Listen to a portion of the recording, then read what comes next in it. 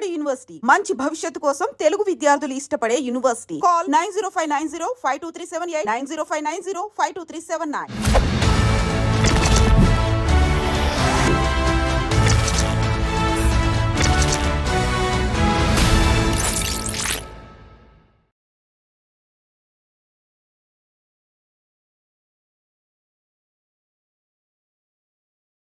అందరికీ నమస్కారం. నేను Swaroopa Potlapalli. Welcome to trending topic. Tollywood star director Rajamouli చిక్కుల్లో పడ్డారు. రాజమౌళి ఆయన భార్య రమ తనను ఎంతో టార్చర్ చేశారని, దానివల్ల తాను ఆత్మహత్య చేసుకోబోతున్నానని అంటూ ఆయన స్నేహితుడైన ఉప్పలపాటి శ్రీనివాసరావు ఒక సెల్ఫీ వీడియో విడుదల చేశారు. అలాగే ఈ వీడియోలో తాను చెబుతున్న విషయాలన్నిటినీ మరణ వాంగ్మూలంగా పరిగణించాలని ఆయన కోరారు. అసలు రాజమౌళికి ఆయనకి ఉన్న సంబంధం ఏంటి? పైగా ఒక మహిళ వల్ల తమ మధ్య గొడవలు వచ్చాయని ఆయన ఎందుకు చెబుతున్నారు? ఇంతకీ ఉప్పలపాటి శ్రీనివాసరావు గారు ఏమయ్యేవారు? వీటన్నిటి మీద మంచి అనాలిసిస్ని అందించడానికి సినీ క్రిటిక్ భరద్వాజ గారు నాతో పాటు ఉన్నారు. ఆయనతో మాట్లాడదాం. నమస్తే భరద్వాజ గారు. ముందుగా అసలు ఈ ఉప్పలపాటి శ్రీనివాసరావు అనే వ్యక్తి ఎవరు? ఆయనకి రాజమౌళి గారికి ఉన్న సంబంధం ఏంటంటారు? అంటే వీళ్ళిద్దరూ కలిసి మెడ్రాస్ నుంచి మా ట్రావెల్ ఉందని చెప్తున్నాడు ఆయన. డైరెక్షన్ డిపార్ట్మెంట్లో అవకాశాల కోసం వెతుక్కుంటూ చేసినటువంటి ప్రయాణంలో వీళ్ళందరూ ఒకళ్ళకొకళ్ళు తారసపడి ఉండొచ్చు. ముళ్ళపూడి వర కూడా ఉన్నాడు ఈ టీంలో ఆ టైంలో. అంటే రాఘవేంద్రరావు గారి కాంపౌండ్లో వీళ్ళు మొదట ట్రేస్ అయ్యారు, కానీ అంతకంటే ముందు క్రాంతి కుమార్ గారి దగ్గర పనిచేశాడు ఈయన. ఎవరు? రాజమౌళి. మెడ్రాస్లో క్రాంతి కుమార్ గారి ఆఫీస్లో కొంతకాలం పనిచేశాడు. అక్కడి నుంచి మా జర్నీ ఉంది అని ఇతను ఈ వీడియోలో చెప్తున్నాడు. ఉండి ఉండొచ్చు. అలాగే ఇతని పేరు యమదొంగ సినిమా ఎగ్జిక్యూటివ్ ప్రొడ్యూసర్గా వేశారు అని ఆ కార్డు కూడా షో చేశాడు అతను. ఆ కార్డులో యు శ్రీనివాసరావు 1234 అని ఉంది. ఆ 1234 ఎవరు ఏమిటి అనేది క్లారిటీ లేదు, కానీ అలా వేశారు అని చెప్పాడు ఈయన. మేబీ అప్పటి వరకు రిలేషన్ బాగానే ఉండి ఉండొచ్చు వాళ్ళిద్దరిది. అలాగే ఈ వీడియోలో అతను ప్రధానంగా చెప్తోంది ఏంటంటే, వీళ్ళిద్దరూ కలిసి ఒక అమ్మాయిని ప్రేమించామని చెప్తున్నాడు రాజమౌళి. అలాగే ఇతను ఈ శ్రీనివాసరావు ఒకే అమ్మాయిని ప్రేమించాము మేము. ఆ అమ్మాయికి ఆ అమ్మాయిని పెళ్లి చేసుకోవద్దని తనే ఆపేశాడు, అందువల్ల నాకు పెళ్లి కాలేదు అని చెప్తున్నాడు ఈయన. ఇంతకాలం తర్వాత ఇప్పుడు ఎందుకు చెప్తున్నాడు అంటే, యమదొంగ నుంచి శాంతినివాసం సీరియల్కి కూడా చాలా గ్యాప్ ఉంది. అప్పుడు ఎందుకని ఇది చర్చకి రాలేదు? అప్పుడు బాగున్న రిలేషన్ ఇప్పుడు ఎందుకు చెడిపోయింది అంటే, ఇప్పుడు ఈ వీడియోలో చాలా విషయాలు ప్రస్తావించాడు ఆయన. లెటర్ కూడా ఉంది దాంతోపాటు. ఆ లెటర్లో కూడా చాలా విషయాలు చెప్పాడు. అంటే తనతో పాటు ఎదుగుతున్నటువంటి డైరెక్టర్లు కానీ, తనకి పోటీ అనుకున్నటువంటి డైరెక్టర్లను కానీ ఇతను రకరకాల పద్ధతుల్లో వాళ్ళని అణిచేస్తాడు అని కూడా చెప్తున్నాడు ఆయన. చెబుతూ దానికి ఇతనికి కొన్ని క్షుద్ర విద్యలు వచ్చని కూడా చెప్తున్నాడు రాజమౌళికి వాటి ఆధారంగా వినాయక్ని ఇబ్బంది పెట్టాడు, లేకపోతే సురేందర్ రెడ్డిని ఇబ్బంది పెట్టాడు, ఇప్పుడు అనిల్ రావిపూడిని ఇబ్బంది పెట్టడానికి ట్రై చేస్తున్నాడు అన్న లెవెల్లో కూడా రాశాడు. ఇవి కొంచెం ఇతని సైకలాజికల్ కండిషన్ ఏమిటి అనేది అనుమానం వచ్చే పద్ధతిలో ఉంది అది. ఆ రాత, ఆయన మాట్లాడిన పద్ధతి కూడా. ఒకవేళ ట్రయాంగులర్ లవ్ స్టోరీ ఉండుంటే అది సాల్వ్ చేసుకోవచ్చు కదా. ఆ అమ్మాయి అయినా ఓపెన్ అయి మాట్లాడి ఉండేది కదా. ఎందుకు ఆ అమ్మాయి ఓపెన్ కాలేదు? నిజమేనా ఇది, లేకపోతే ఇతను ఆ ఇల్యూజన్లో ఉండి మాట్లాడుతున్నాడా అనేది ఒకటి. జనరల్గా ఏం జరుగుతుందంటే, చాలా సందర్భాల్లో సైకలాజికల్గా ఒక డిప్రెషన్కి గురైపోయిన తర్వాత వీళ్ళే కొన్ని నా జీవితం ఇలా కావడానికి ఇవి కారణాలు అని చెప్పి బలంగా నమ్మటం మొదలు పెడతారు. ఈ నమ్మటం ఎంతగా జరుగుతుందంటే, ఇది తప్పు అని ఎవరు చెప్పినా వాళ్ళు యాక్సెప్ట్ చేయరు, చివరికి వాళ్ళే యాక్సెప్ట్ చేయరు. ఇది నేను కల్పించుకున్న ప్రపంచం అని అతనే యాక్సెప్ట్ చేయడు. ఆ కండిషన్లో ఉన్నాడు ఇతను అని అనిపిస్తోంది. ఆ కండిషన్లో చేసిన వీడియో ఇది. అంటే తను బలంగా నమ్మేసిన విషయాలు ప్రపంచంతో నమ్మించే ప్రయత్నం చేస్తున్నట్టుగా నాకు అనిపించింది అతను మాట్లాడుతున్న ధోరణి చూస్తే. ఆ లెటర్లో కూడా ఆ ధోరణి ఉంది. అందుకని ఇది స్ట్రైట్ అవే అంటే ఇందులో ఏమీ రాజమౌళిని తప్పుపడడానికి ఏం లేదు. సినిమా ఇండస్ట్రీలోనే కాదు, ప్రపంచంలో ఎవరైనా ఏ అమ్మాయినైనా ఇష్టపడవచ్చు, తప్పేం లేదు దానిలో. దాన్ని ఇతనితో ఆయన మాట్లాడాడు అని చెప్తున్న దానికి ఎక్కడ ఆధారాలు లేవు, ఆధారాలు చూపించరని చెప్తున్నాడు ఇతను. అది మా ముగ్గురి మధ్య జరిగిన గొడవ అని. ఇన్ని సంవత్సరాల తర్వాత ఈయనొక్కడే ఎందుకు ప్రస్తావిస్తున్నాడు? ఆ అమ్మాయి ఎందుకు మాట్లాడలేదు? ఆ అమ్మాయి ఉందా, చనిపోయిందా? ఆ విషయం అయినా చెప్పాలి కదా. ఏ రకమైన క్లారిటీలు లేకుండా ఆయన గాలిలో రకరకాల విషయాలు మాట్లాడేసి ఇవన్నీ సుమోటోగా తీసుకుని అర్జెంటుగా అతన్ని అరెస్ట్ చేసి రాజమౌళిని లై డిటెక్టర్ టెస్టులు చేసి అతని దగ్గర నుంచి నిజాలు తెలుసుకోండి అని చెప్తున్నాడు. అయితే ఇతనికి తెలుసో తెలియదో కానీ లై డిటెక్టర్ టెస్టుల్లో కూడా నిజాలు బయటకు రావడం లేదు అనే విషయం తెలియాలి ఆయనకి. అందుకని చాలా కన్ఫ్యూజన్లో ఉన్నాడు, డిప్రెషన్లో ఉన్నాడు. మేబీ అతను ఆర్థికంగా ఏదైనా దెబ్బతిని ఉండొచ్చు, జీవితంలో దెబ్బతిన్నాను అనే ఫీలింగ్తో కూడా ఆ పరిస్థితికి వెళ్ళి ఉండొచ్చు. అందుకని అతను చెప్తున్న దానిలో నిజాలు ఏమిటి అనేది అనుమానాస్పదమే. భరద్వాజ గారు ఉప్పలపాటి శ్రీనివాసరావు గారు చేసిన కొన్ని విమర్శలు కావచ్చు, ఆరోపణల గురించి ఇప్పుడు మనం మాట్లాడుకోవాలి. ఆర్యా 2 సినిమా మాదిరిగానే ఓ మహిళ మా ఇద్దరి జీవితాల్లోకి ప్రవేశించింది, మాది ట్రయాంగిల్ లవ్ స్టోరీ అని చెప్పారు. అలాగే ఆమెను పెళ్లి చేసుకోవాలని రాజమౌళి అనుకున్నారు అని, అలాగే నలుగురు కలిసి జీవించాలి అనుకున్నాం. నలుగురు అంటే రమా రాజమౌళితో పెళ్లి తర్వాత ఇదంతా నడిచినట్టుగా తెలుస్తోంది. మీరేమంటారు? అంటే పెళ్లికి ముందే మొదలైంది ఇది. పెళ్లికి ముందే మొదలై పెళ్లి తర్వాత కూడా కంటిన్యూ అయింది. కొనసాగింది అనేది అతను చెప్పదలుచుకున్నటువంటి విషయం. అంత ఓపెన్గా ఉన్నప్పుడు ఇది చర్చనీయాంశం. ఇతనెందుకు పెళ్లి చేసుకోలేదు అనేది. ఇప్పుడు అవతల ఇంకో మనిషి ఇన్వాల్వ్ అయి ఉన్నాడు అన్నప్పుడు ఇతనైనా బయటకు వెళ్ళిపోయి తన జీవితాన్ని తను సెటరేట్ చేసుకుని ఉండొచ్చు కదా. ఎందుకు ఆ ప్రయత్నం చేయలేదు? ఇలా రకరకాల ప్రశ్నలు ఉన్నాయి అతని స్టేట్మెంట్లోనే చాలా కాంట్రవర్సీస్ ఉన్నాయి, కాంట్రడక్షన్స్ ఉన్నాయి. ఇన్నిటి మధ్య గందరగోళంగా మాట్లాడాడు, క్లారిటీ లేకుండా. ఓపెన్గా మాట్లాడాలి కదా. ఇదిగో మేము బలానా అమ్మాయితో, ఆ అమ్మాయితో నేను ప్రేమలో ఉన్నాను, నేను కూడా ప్రేమలో ఉన్నానని చెప్పాడు అతను అన్నాడు. చెప్పినప్పుడు ఇతను తప్పుకోవాలి సీన్లో నుంచి. తప్పుకోలేదు. మధ్యలో అసలు ఆ అమ్మాయి ఏం అభిప్రాయపడింది అనేది కదా కీలకం. ఆవిడెందుకు ట్రావెల్ అవుతుంది వీళ్ళందరితోనూ? ఆవిడ కదా బయటకు వచ్చి మాట్లాడాల్సింది. ఆవిడ కదా బలైపోయింది నిజానికి వీళ్ళందరికీ. కాబట్టి ఆ పాత్ర ఎవరో తెలియకుండా ఇది నమ్మటం కష్టం. అందుకని చాలా గందరగోళం అయితే ఉంది దీనిలో. అతని ఫ్రెండే కావచ్చు కానీ ఎక్కడో గాయపడ్డాడు అతను. రాజమౌళి తనని ఎక్కడో కూర్చోబెడతాడు అని ఇతను అనుకుంటే అతను ఆ పని చేయకపోవడము, లేదు రకరకాల సందర్భాల్లో పట్టించుకోకపోవడము, ఏదో ఒక డిటాచ్మెంట్ ఉంది వాళ్ళిద్దరి మధ్య. దాని నుంచి హర్ట్ అయ్యాడు ఇతను. హర్ట్ అయి తనకి తానే ఒక కథని నమ్ముతూ దాన్ని ఇప్పుడు ప్రపంచంతో నమ్మించే ప్రయత్నం చేస్తున్నట్టుగా నాకు అర్థమైంది. దానిలో నిజాలు ఏమిటి అనేది లై డిటెక్టర్ టెస్టులతో తేలుతుందని కూడా నేను అనుకోవడం లేదు. అంటే వాళ్ళ మధ్య ఒక ట్రయాంగిల్ లవ్ స్టోరీయే నడవలేదంటారా? సంబంధం ఉండొచ్చు, ఉండదు అని నేను అంటలేదు. డెఫినెట్గా రాజమౌళి ఒక అమ్మాయిని ప్రేమించి ఉండొచ్చు, ఆ విషయం ఇతనికి తెలిసి ఉండొచ్చు, ఆ అమ్మాయిని ఇతను కూడా ఇష్టపడి ఉండొచ్చు. వీటి ప్రాతిపదికన అతను ఒక స్టోరీ అల్లుకున్నాడు మనసులో. అల్లుకుని ఆ స్టోరీని చెప్తున్నాడు ఇప్పుడు ప్రపంచానికి. రెండోది ఈయన క్రియేటివ్ ఫీల్డ్లో ఉన్నాడు, అదొక గొడవ.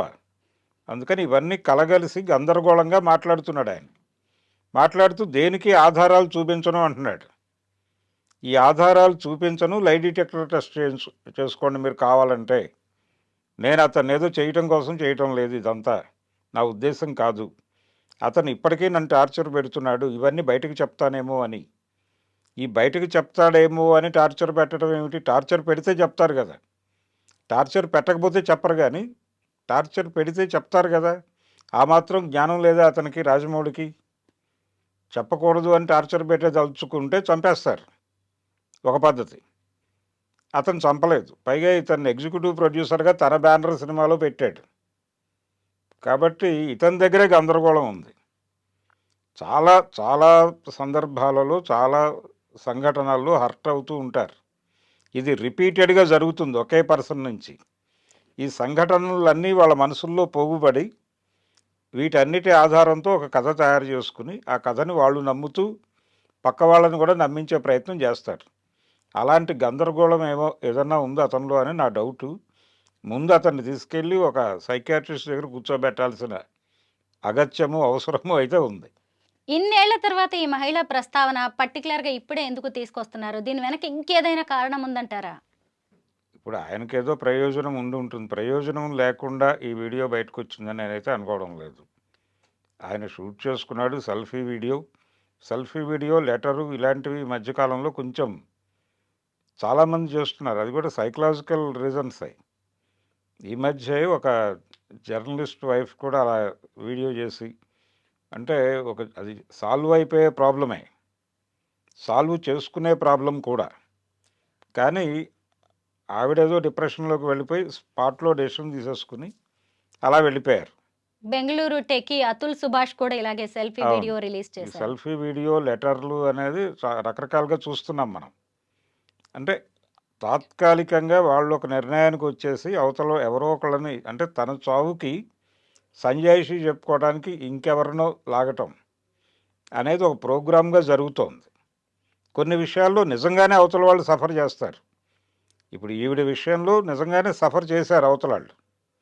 అది ఉన్న గొడవే, అందరికీ తెలిసిన గొడవే, కానీ పరిష్కారం చేసుకోగలిగిన గొడవ.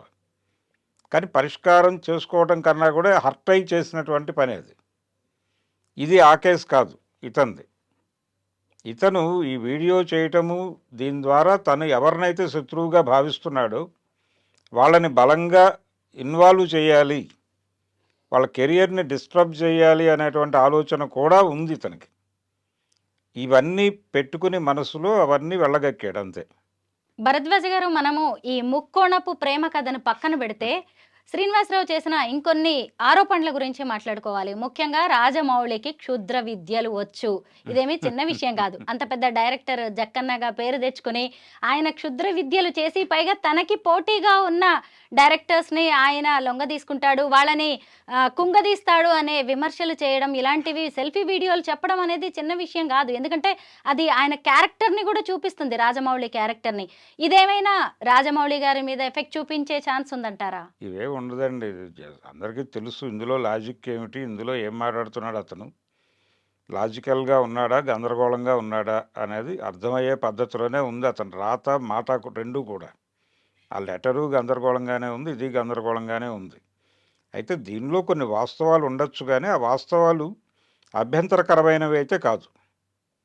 అభ్యంతరకరము, చేయకూడని పనులు అనుకునేవేవీ లేవు దానిలో. ఈ క్షుద్ర విద్యలు అనేది కూడా అతని ఇల్యూజన్ కావచ్చు. చాలామంది మాట్లాడతారు ఇలాగ. అంటే ఎస్పి బాలసుబ్రహ్మణ్యం మీద ఒక టాక్ ఉండేది ఆ రోజుల్లో. ఆయన ఏ సింగర్ని రానివ్వడు ఇండస్ట్రీకి, అందరినీ గెంటేస్తాడు, తనే పాడాలి అని అనుకుంటాడు, ఇలా ప్రచారం జరిగేది. అంటే అది జనాలకి ఎలా అర్థమయ్యేదంటే, ఎవరైనా వస్తే ఆయనే లాక్కెళ్ళి ట్రైన్ ఎక్కించి మెడ్రాస్ నుంచి పంపించేస్తున్నాడేమో అనిపించే లెవెల్లో ప్రచారం జరిగింది. కానీ అది వాస్తవం కాదు. వాస్తవం కాదు. కొంతమంది సింగర్స్ వచ్చారు, పోటీ పడ్డారు, కానీ అతని సమర్థత వలన మాత్రమే అతను నిలబడ్డాడు. కాబట్టి ఇక్కడ కూడా అలాంటి పరిస్థితి. వీళ్ళందరూ కాంటెంపరీ కావచ్చు. ఇప్పుడు వర ముళ్ళపూడి గారు ఉన్నాడు, ఆయనకి సక్సెస్ రాలేదు కదా, ఆయన టాలెంట్ తక్కువ అని అనలేం కదా. ఆయన ఇచ్చినటువంటి కథతోనే ఈయన సునీల్తో సినిమా తీశాడు, మర్యాద రామన్న, అది హిట్ కదా. కాబట్టి ఎవరి టాలెంట్ వారిదే. మరి ఆయన సోలోగా హిట్ కొట్టలేదు వర ముళ్ళపూడి, అంత మాత్రం చేత ఆయన తక్కువ అని అనలేం. ఆయన కూడా ఎప్పుడూ రాజమౌళి గురించి బ్యాడ్గా మాట్లాడిన సందర్భం లేదు. అలా తన టీం మెంబర్స్ అందరితోనూ ఆయన కలిసి ఉండటము, వాళ్ళతో కలవటము, ఇవన్నీ జరుగుతూనే ఉంటాయి. ఇతను ఎక్కడ డిటాచ్ అయ్యాడు, ఎక్కడ ఇబ్బంది పడ్డాడు, ఎక్కడ హర్ట్ అయ్యాడు అనేది తెలియదు. హర్ట్ అవ్వచ్చు. ఒక టీంలో ఒక మెంబరు ఎవరైనా ముందుకు వెళ్ళినప్పుడు ఇతను అనుకున్న పద్ధతిలో ఇతనికి సహాయం చేసి ఉండకపోవచ్చు. ఎక్కడో హర్ట్ అయ్యాడు ఇతను బలంగా. ఆ హర్ట్ అవ్వటము, ఇతను సైకలాజికల్ డిజార్డర్కి వెళ్ళిపోవటము, ఈ గందరగోళంలో నుంచి ఇదంతా చేస్తున్నాడు. ఇప్పుడు ప్రపంచాన్ని గందరగోళపరిచే పనిలో ఉన్నాడు అతను. ఇది ఏమైంది అంటే చాలామందికి డౌట్ ఉంది, నిజంగానే సూసైడ్ చేసుకుని చనిపోయాడా, ఉన్నాడా లేడా అనేది ఒకటి జరుగుతోంది ఇప్పుడు. ముందు అతన్ని ట్రేస్ చేసి పట్టుకొని అతని కండిషన్ ఏంటి, అతని మెంటల్ సౌండ్ ఏమిటి అనేది తెలుసుకోవాలి. రాజమౌళితో తనది 3 దశాబ్దాలకు పైగా స్నేహం. పైగా తన వయసు ఇప్పుడు 54 ఏళ్ళు, ఇంకా పెళ్లి చేసుకోలేదని చెప్తున్నాడు. అంటే ఆ అమ్మాయిని నేనంతా ప్రాణప్రదంగా ప్రేమించాను, ఆమె నాకు దక్కలేదు, అయినా ఇలాగే ఒక బ్యాచిలర్గా ఉండిపోయానని చెప్పే ప్రయత్నం చేశాడు. అయితే ఇది పూర్తిగా వ్యక్తిగత వ్యవహారం అనుకోవాలా? ఎందుకు అంటే ఇక్కడ క్షుద్ర పూజలు అనే వ్యవహారాన్ని తీసుకొచ్చాడు. వినాయక్ కావచ్చు, ఇప్పుడు అనిల్ రావిపూడిని కూడా ఆయన టార్గెట్ చేశాడు రాజమౌళి అని ఈయన అంటున్నారు. అంటే అనిల్ రావిపూడి ఈ మధ్య సంక్రాంతికి వస్తున్న సినిమాతో బంపర్ హిట్ కొట్టి ఓ రేంజ్లో ఉన్నారు కదా, ఆయన ప్రస్తావన కూడా తీసుకొచ్చారు. అంటే ఈ శ్రీనివాసరావుది ఇది పూర్తిగా వ్యక్తిగత వ్యవహారంగా మనం చూడాలా, లేదంటే వెనక ఎవరైనా ఉండి ఆయనతో ఇదంతా చేయించారని అనుమానించవచ్చంటారా? వెనక ఎవరో ఉండైతే ఇంత లూజ్‌గా ఉండదు వ్యవహారం. ఇంకొంచెం కాంక్రీట్‌గానే జరుగుతుంది. Screen play. ఇది చాలా లూజ్‌గా ఉంది, గందరగోళంగా ఉంది, కన్‌ఫ్యూజన్‌గా ఉంది. ఈ కన్‌ఫ్యూజన్ అంతా కూడా అతని క్రియేషనే అనేది అర్థమయ్యే పద్ధతిలోనే ఉంది. అందుకని ఇలాంటి కేసులున్నాయి కొన్ని. అంటే చాలామంది డిప్రెషన్‌లో మనకి కనిపిస్తూ ఉంటుంది. అంటే వాళ్ళకి వాళ్ళు కొన్ని అబద్ధాలు నమ్మేసి, ప్రపంచం తన అబద్ధాలు తను మాట్లాడుతోంది అబద్ధం అని తెలుసుకుందేమో అని ఒక డౌట్ ఉంటుంది వీళ్ళకి. ఏ ఇద్దరు మాట్లాడుకుంటున్నా తన గురించి, తను చెప్తున్న విషయాల గురించి, అందులో ఉన్న అబద్ధాల గురించి మాట్లాడుకుంటున్నారేమో అని వీళ్ళు ఫీల్ అయిపోయి, వాళ్ళ మీద దాడులు చేసి చంపేసిన సందర్భాలు, కేసులు కూడా ఉన్నాయి. అలా జరుగుతుంది. మనం చెప్పలేము. ఎవరిని కాలిక్యులేట్ చేసే పరిస్థితి కాదు. వాళ్ళు బయటకి మామూలుగానే కనిపించొచ్చు. కానీ వాళ్ళ మెదడులో వేరే కార్యక్రమం, వేరే సినిమా రన్ అవుతూ ఉంటుంది. ఆ రన్ అవుతున్న సినిమా మనకు అర్థం కాదు. వాళ్ళు ఇలాంటి గందరగోళాలు ప్రవేశపెడుతూ ఉంటారు ప్రపంచంలోకి. అలా ప్రవేశపెట్టిన ఒక గందరగోళంగానే చూస్తున్నాను దీన్ని నేను. అతను కాంక్రీట్‌గా ఫైట్ చేయదలుచుకుంటే ఆ అమ్మాయి ఎవరు, ఇదిగో ఇతను, నా జీవితం ఇలా కొలాప్స్ అయిపోయింది, ఓపెన్‌గా చెప్పేయొచ్చు అది. అందులో దాచిపెట్టుకోవాల్సిన అవసరం ఏముంది? తనకి పెళ్లి కాకపోవడానికి ఆయన తప్పే ఉంది?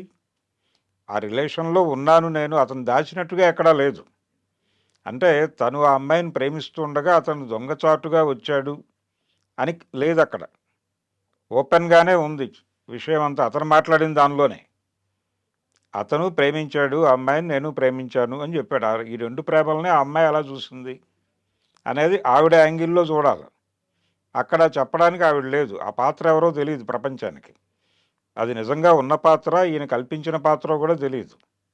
ఇలా చాలా గందరగోళం ఉంది అతని ప్రకటనలో.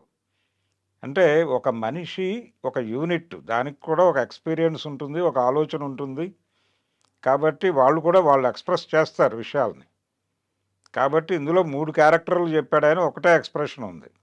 ఈయన ఎక్స్‌ప్రెషన్ మాత్రమే ఉంది. ఆ అమ్మాయి ఎక్స్‌ప్రెషన్ లేదు. రాజమౌళి ఎక్స్‌ప్రెషన్ లేదు.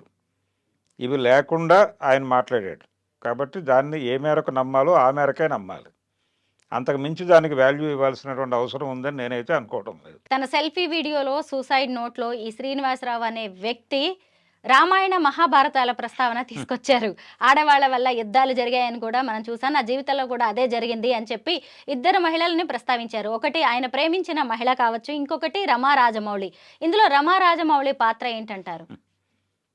రాజమౌళి గారికి తెలిసి జరిగిందని కూడా ఎస్టాబ్లిష్ చేయలే అతను తెలివిగా. అంటే నీకు మ్యారేజ్ అయిపోయింది కదా అన్నప్పుడు, ఒకవేళ అలా జరిగినా ఇది ఇది నలుగురు మధ్య ఉంటుంది కదా అన్నట్టుగా మాట్లాడాడు అతను అని మాత్రమే చెప్పాడు ఈయన. ఆవిడకి తెలిసి ఆవిడ యాక్సెప్టెన్సీతో జరుగుతోంది అనేది కూడా మనకి ఇతని మాటల నుంచి ఎస్టాబ్లిష్ కాదు. అందుకని గందరగోళం ఉందనేది కేవలం వీళ్ళ ముగ్గురికి సంబంధించింది. ఈ పురాణాల్లో యుద్ధాలన్నీ ఆడవాళ్ళతో జరిగినాయి అని చెప్పేది ఒక జనరల్ ఫినామినాగా మార్చారు అంతే. అన్ని యుద్ధాలు అలా జరగలేదు. ఏ యుద్ధము కూడా అలా జరగలేదు. ద్రౌపది కోసం జరిగింది కాదు భారత యుద్ధం. అది ఆస్తుల గొడవ. వాళ్ళ ఆస్తుల కోసం గొడవ పడ్డారు అంతవరకే. అందులో ఆవిడ ప్రమేయం ఏముంది? ఆవిడ అనవసరంగా లాక్కొచ్చి గొడవ పెట్టారు తప్ప. అలాగే రామాయణం సీత వలన జరిగిన యుద్ధం అంటారు. అది సీత వలన కాదు. సీతకి ఆ యుద్ధానికి ఏ సంబంధం లేదు. రాముడు ఒక పర్పస్ కోసం అడవికి వచ్చాడు. ఆ పర్పస్లో భాగంగానే రావణాసురుడితో యుద్ధం చేశాడు. సీత అనేది జస్ట్ అక్కడ ఒక పరికరం మాత్రమే. అంతకు మించి ఆవిడికి ఆ యుద్ధానికి ఏ సంబంధం లేదు. కానీ వీళ్ళు సందర్భానుసారం ఏదో ఒక వంక వెతుక్కోవడం కోసం ఇది మాట్లాడతారు. రామాయణ మహాభారతాలే ఆడవాళ్ళ వల్ల జరిగినాయి అనేది పిచ్చి స్టేట్మెంట్. ఆ స్టేట్మెంటే వీరు ఇచ్చారు. కాబట్టి చాలా గందరగోళం ఉంది అతని మాటల్లో. అవి నమ్మి ముందుకెళ్తే గందరగోళం అవటం తప్ప ఏమీ ఉండదు. ముందు అతన్ని ఎక్కడున్నాడు అనేది ట్రేస్ చేయాల్సిన అవసరం ఉంది. ముందు అతన్ని పట్టుకొచ్చి ఒక మంచి సైకియాట్రిస్ట్ దగ్గర కూర్చోబెట్టి మాట్లాడి అతని గొడవ ఏంటో సెటిల్ చేయాలి ముందు. నిజంగానే అతను ప్రాబ్లంలో ఉండుంటాడు. ఆ ప్రాబ్లం సార్ట్అవుట్ చేయాల్సినటువంటి బాధ్యత ఇది చూసినటువంటి సమాజానికి ఉంది. అందుకని ముందు అతను ఎక్కడున్నాడు అనేది ట్రేస్ చేసి అతన్ని కూర్చోబెట్టాలి. రాజమౌళి గొడవ తర్వాత. నిజమే. ఇప్పుడు ఆయన బతికున్నాడా లేడా అనేది కూడా కొంత డౌట్గానే ఉంది. ఆయనకి గనక ఏదైనా అయితే రాజమౌళి గారి పరిస్థితి ఏంటి? రాజమౌళి పరిస్థితి ఉందండి, కొంతకాలం బాధపడతాడు. అరే మనతో అంటే 2 విధాల పెయిన్ ఉంటుంది. అతను ఏదో బిజీ షెడ్యూల్లో ఉండి తను నెగ్లెక్ట్ చేసి ఉండొచ్చు. చేయటం దగ్గర నుంచి ఇతను డిటాచ్ అయిపోయి ఈ గందరగోళంలోకి వెళ్ళిపోయి ఇంత గందరగోళం చేసి ఉండొచ్చు. ఈ గందరగోళం అంతా నేను చేతులారా చేసుకున్నది అనే ఒక పెయిన్ జీవితాంతం ఉంటుంది అతనికి. కాబట్టి అతనికి ఒక పెయిన్ మిగిలిపోతుంది. ఇతని మరణం గనక జరిగితే అది ఉండదు అనుకోవడానికి కుదరదు. రకరకాలుగా అది ఉంటుంది. అది క్యారీ ఫార్వర్డ్ అవుతుంది. అది భరించటం, అంతకుమించి వేరే మార్గం లేదు దానికి. చాలామంది జీవితాల్లో ఇలాంటి కేసులు ఉంటాయి. అలా అతని జీవితంలో ఇతను ఒక కేసు. అంతవరకే ప్రాధాన్యత. ఓ మనిషిని లొంగ తీసుకోవాలి అంటే మద్యం, మగువని ఎక్కువగా ప్రయోగిస్తూ ఉంటారు. ఇప్పుడు రాజమౌళి గారి మీద వచ్చిన అలిగేషన్స్ ఏమీ చిన్నవి కాదు. అది కూడా ఆయనకి బాగా క్లోజ్ ఫ్రెండే ఈ ఆరోపణలను చేస్తున్నాడు. ముఖ్యంగా ఒక టాప్ డైరెక్టర్గా ఆయనకి ఎంతో పేరుంది. అలాంటి వ్యక్తి మీద ఇలా ఆడవాళ్ళని అడ్డం పెట్టుకుని బురద జల్లే ప్రయత్నం ఏదైనా జరుగుతోందా? ఇప్పుడు అన్యాయం జరిగితే ఆ అమ్మాయికి జరిగి ఉండాలి. ఆ అమ్మాయి మాట్లాడే వరకు ఈ ఆర్గ్యుమెంట్కి కానీ ఈ ఆరోపణలకు కానీ ఏ రకమైనటువంటి ఉనికి ఉండదు. అది తెలుసుకోవాలి ముందు. అందుకని ఆ అమ్మాయి ఎవరో చెప్పాలి. ఆవిడ ఓపెన్ అయి మాట్లాడితే తప్ప దీనికి విలువ ఉండదు. ఆ విలువ రావాలంటే ఆవిడ రావాలి. ఆవిడెవరో చెప్పడానికి అతను ఇష్టపడలేదు. అసలు ఆ అమ్మాయి ఉందా లేదా అనే ఒక సందేహం కూడా మొదలవుతుంది. ఒకవేళ ఉన్నా తప్పేం కాదు. ఆయన శాంతినివాసం కంటే ముందు ఒక అమ్మాయిని ప్రేమించాడు. ప్రేమించకూడదు అని ఎక్కడా లేదు. ప్రేమించవచ్చు, ఇష్టపడి ఉండొచ్చు. ఆ అమ్మాయి రిజెక్ట్ చేసి ఉండొచ్చు. ఇంతమందిని ఆవిడ ఎలా యాక్సెప్ట్ చేస్తుంది అనేది కదా ప్రశ్న. ఇంతమందిని ఎలా యాక్సెప్ట్ చేస్తారు ఎవరైనా? మీకు బుద్ధి లేకపోతే అవతల వాళ్ళకైనా ఉండాలి కదా. అవతల వాళ్ళని కూడా మీతో పాటు ఎలా అనుకుంటారు, ఎలా అంచనా కడతారు మీరు? అందుకని చాలా గందరగోళం ఉంది అతని స్టేట్మెంట్లోనే. అందుకని ఇది పూర్తిగా విశ్వాసంలోకి తీసుకోవాల్సిన అవసరం లేదు అనుకోవడానికి కారణమే అసలు అమ్మాయిని తీసుకురావటం.